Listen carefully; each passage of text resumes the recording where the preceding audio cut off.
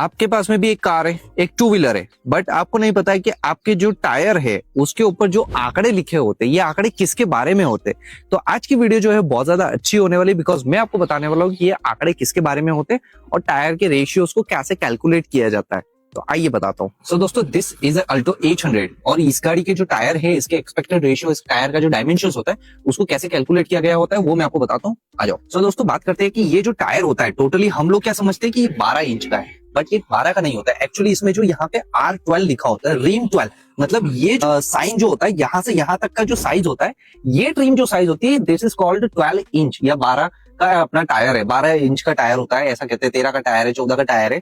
तो ये जो R12 है वो यहाँ से लगा के यहाँ तक की जो आपकी ट्रिम व्हील होती है, आपका अलो व्हील होगा, ये उसका साइज होता है। सो आप देख पा रहे हो दूसरा एक यहाँ पे कोड लिखा हुआ है 145। अब 145 क्या होता है? 145 एक्चुअली ये जो टायर होता है, जो इसकी चौड़ाई होती है, इसको 145 के रेशियो में कैलकुलेट किया जाता है। मतलब अगर आपका जितना चौड़ा टायर होगा ना, उतना अच्छा कंसिडर किया जाता है। एक्सपेक्टेड रेशियो जो होता है, कैलकुलेशन इस तरीके से की जाती है इसकी। नाउ इसके बाद में लिखा है /80।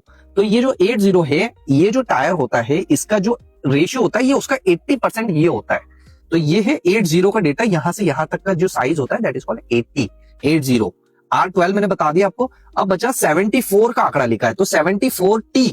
अब एक्चुअली इसकी जो कैलकुलेशन होती है वो किस तरीके से होती है, एक्चुअली T किसको डिफाइन करता है वो बताता हूं आपको। सो दोस्तों, बात करते हैं व्हाट इज 74। कई बार बहुत सारी गाड़ी में 74 होता है, किसी में 84 है, बहुत सारे डिफरेंट डिफरेंट आंकड़े होते हैं। एक्चुअली ये जो 74 डिफाइन करता है कि ये टायर कितना वेट लोड कैपेबल है लेने के लिए, मतलब कितना ये लोडिंग कैपेसिटी रखता है। तो 74 का जो अमाउंट है, ये होता है अराउंड 374 केजी। मतलब ये टायर की कैपेसिटी है 374 केजी लेने की लोडिंग कैपेसिटी। अब बात करते हैं इसके पीछे लिखा टी। अब ये जो टी होता है, यू होता है, वी होता है, ये होता है कि ये टायर कितने की स्पीड पे भाग सकता है, और जितनी स्पीड पे ये भाग सकता है उसकी मैक्सिमम लिमिट होती है। तो टी जो होता है, it means 200 kilometre per hour की स्पीड, मतलब 200 की स्पीड से ज्यादा ये टायर कैपेबल नहीं है दोस्तों।